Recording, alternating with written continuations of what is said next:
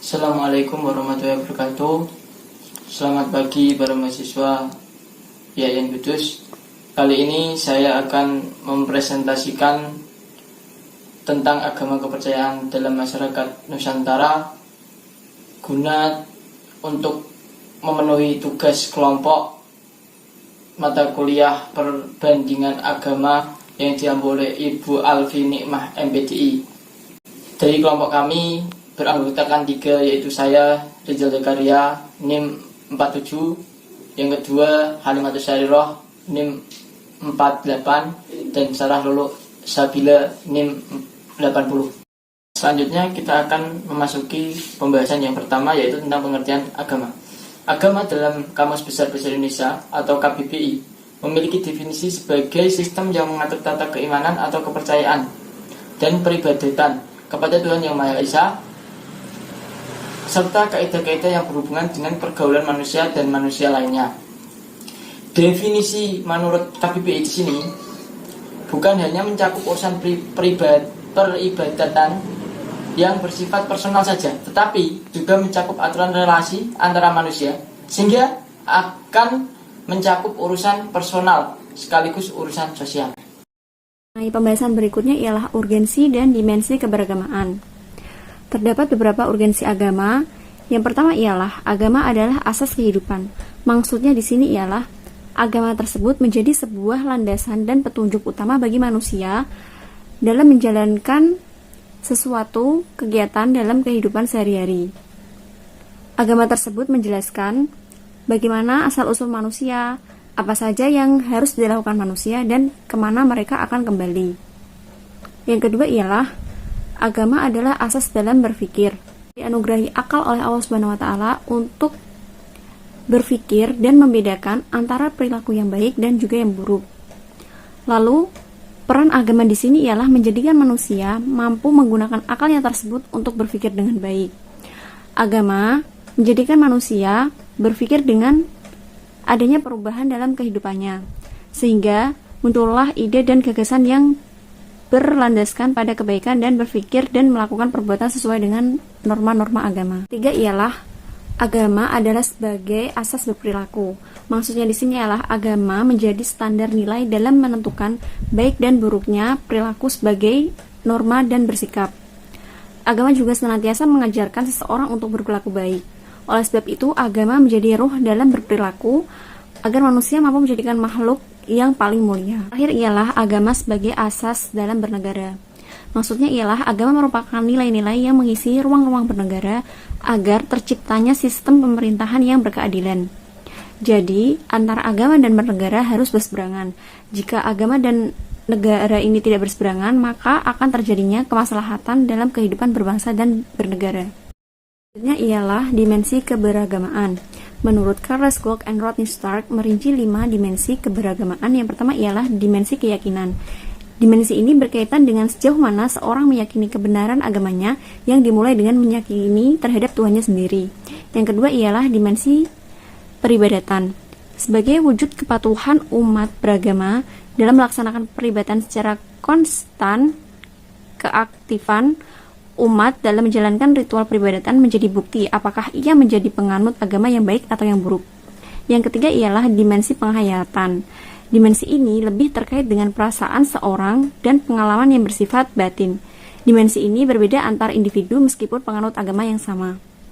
Yang keempat ialah dimensi pengetahuan. Dimensi ini berkaitan dengan pengetahuan seorang terhadap ajaran dan nilai-nilai agama yang dianutnya. Terakhir ialah dimensi pengalaman.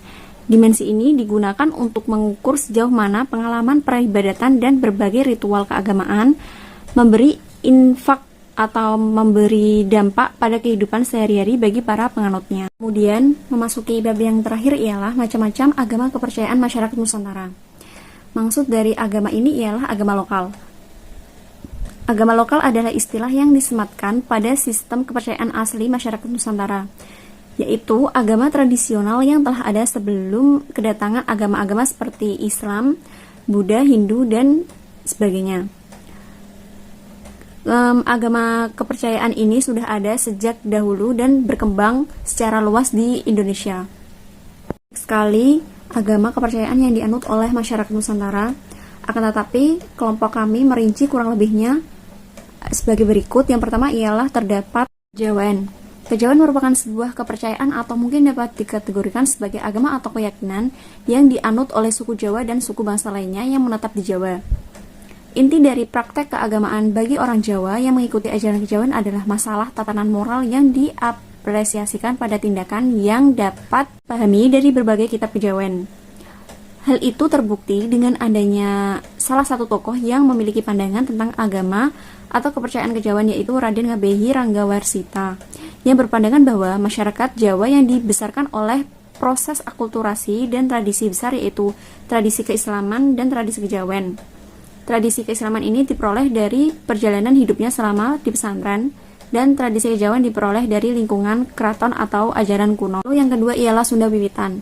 Pada tahun 1848, Nusantara berdiri sebuah aliran kepercayaan yang dikenal dengan nama Agama Jawa Sunda atau biasa disingkat ADS.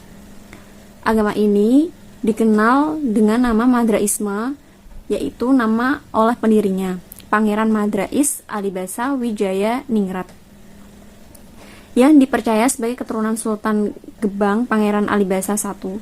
Sedangkan menurut cucunya yang masih hidup, Pangeran Jakusumah, nama Madrain berasal dari Muhammad Rais, sebuah nama yang identik dengan kultur Islam. Sedangkan menurut istilah, Sunda Wiwitan terdiri dari dua kata, Sunda dan Wiwitan. Sedangkan menurut istilah, Sunda dimaknai dalam tiga kategori konseptual dasar, yaitu yang pertama ialah filosofis. Sunda berarti bodas atau putih, bersih, cahaya, indah, bagus, cantik, baik, dan seterusnya. Yang kedua ialah secara etnis, Sunda berarti dan merujuk pada komunitas masyarakat suku bangsa Sunda yang Tuhan diciptakan seperti halnya suku dan bangsa lain di muka bumi. Yang ketiga ialah secara geografis. Sunda berarti mengacu sebagai penamaan suku wilayah yang berdasarkan pada dunia sejak masa lalu terhadap wilayah Indonesia Nusantara, yaitu sebagai tataran wilayah Sunda besar meliputi himpunan pulau yang berukuran besar. Kata Wiwitan secara literal berarti asal mula. Sedangkan Sunda Wiwitan berarti Sunda asal atau Sunda asli. Jadi dapat disimpulkan bahwa kepercayaan Sunda Wiwitan adalah sebuah penanaman atas keyakinan atau sistem keyakinan masyarakat keturunan Sunda yang masih mengukuhkan ajaran spiritual leluhur kesundaan. Penanaman itu tidak muncul serta-merta sebagai sebuah konsep penanaman keyakinan oleh komunitas penganut Sunda Wiwitan, tetapi kemudian diletakkan pada beberapa komunitas dan individu Sunda atau orang Sunda tersebut yang dengan kokoh mempertahankan budaya spiritual dan keturunan ajaran leluhur Sunda.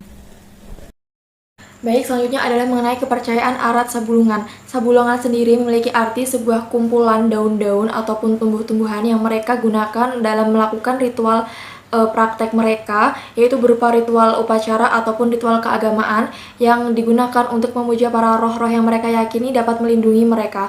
Selanjutnya, Arat Sabulungan sendiri dapat diartikan sebagai adat ataupun kepercayaan masyarakat Mentawai atau bagi mereka yang meyakininya, dan dijadikan sebagai pedoman dalam melakukan kegiatan sehari-hari seperti berperilaku, beraktivitas, ataupun melakukan kegiatan sosial lainnya yang mereka meyakini bahwa dapat menunjukkan pada jalan kebenaran, dan hal ini dilakukan secara turun-temurun sesuai dengan aturan dan norma yang berlaku yang mereka yakini. Selanjutnya adalah kepercayaan Jingitiu. Kepercayaan Jingitiu ini memiliki arti bahwa segala sesuatu yang ada di Rewawa atau yang disebut dengan dunia ini, baik berupa manusia, hewan, tumbuhan, langit, bumi, dan seisinya, secara tidak langsung berasal dari Tuhan ataupun zat ilahi yang disebut dengan Dewa Ama atau yang memiliki arti Dewa Bapa. Dewa Ama sendiri merupakan sang pencipta yang jauh dari kehidupan sehari-hari mereka, yang sangat ditakuti dan sangat dihormati.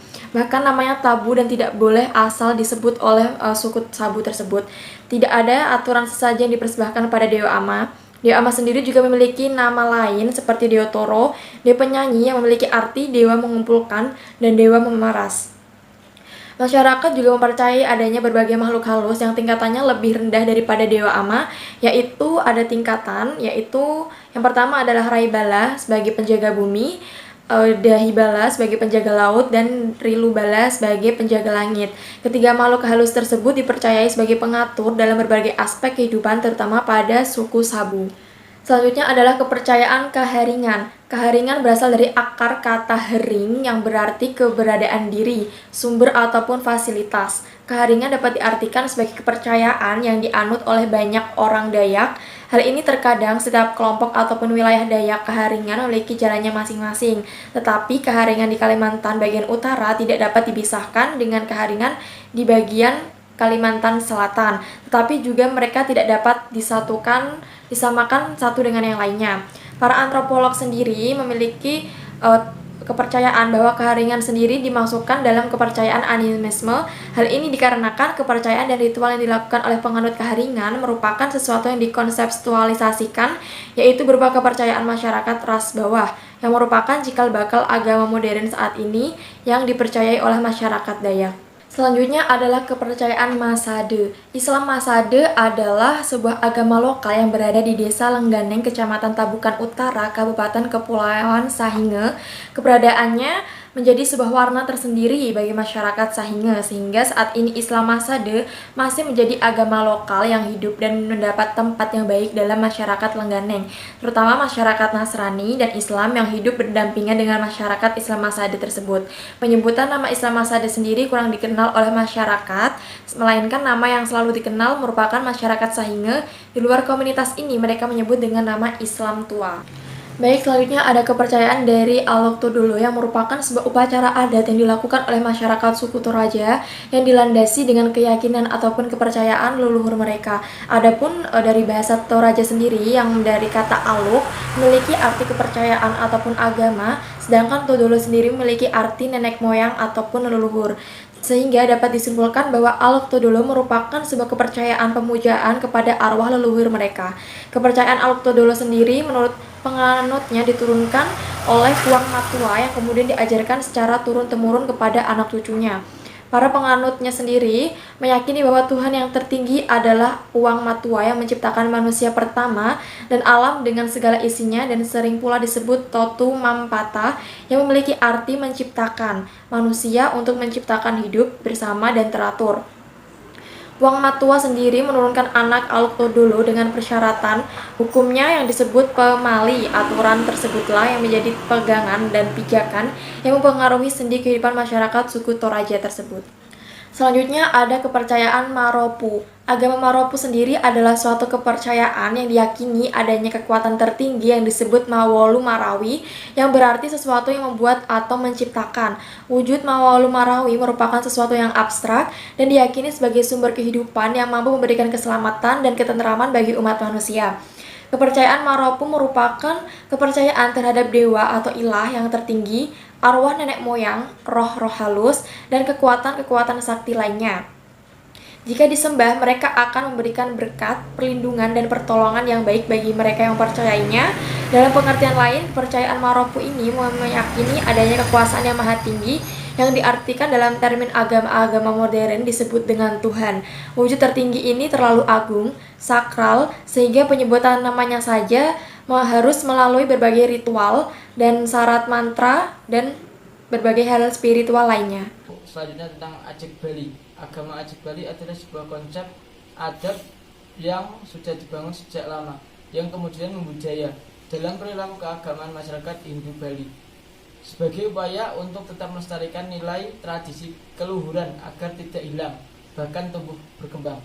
Selanjutnya adalah agama Nias, yaitu merupakan cara mereka melakukan pemujaan terhadap nenek moyang atau leluhur. Tradisi Nias selain mempercayai roh leluhur, masyarakat juga mengenal dewa-dewi yang berperan dalam mengatur alam. Ritual persembahan juga dilakukan kepada dewa-dewi. Kelompok Tolang Banteng, yaitu kelompok orang-orang yang mempunyai dua unsur, yaitu Islam dengan Tolotang. Secara formal mereka menyatakan bahwa mereka adalah Islam, namun pada prakteknya mereka tidak mengerjakan sholat, puasa, dan ibadah lainnya. Hanya dua hal yang mereka lakukan, yaitu perkawinan dan kematian. Pendiri Tolotang Banteng adalah La Penaungi yang memiliki gelar Wata Mataning Batuna, yang berarti Wata yang tinggi batu nisannya. Selanjutnya, kepercayaan Islam Watu Telu, yang merupakan tata cara keagamaan Islam yang salah atau syirik. Watu Telu merupakan orang Sasak yang mengaku muslim tetapi memuji roh para leluhur, berbagai dewa dan roh-roh lainnya.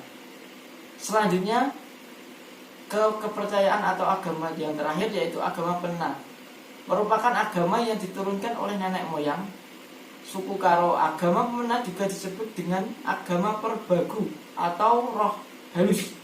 Masyarakat Karo hidup pada zaman prahistorik. Mereka merasakan dan mengalami semua aspek kehidupannya. Mereka meresapi oleh konsep keberagamaan agama Pemena, termasuk dalam kepercayaan animisme. Mereka memiliki cara tertentu dalam memahami dan mengalami antara dunia dan penciptanya. Ya, itulah pemaparan materi dari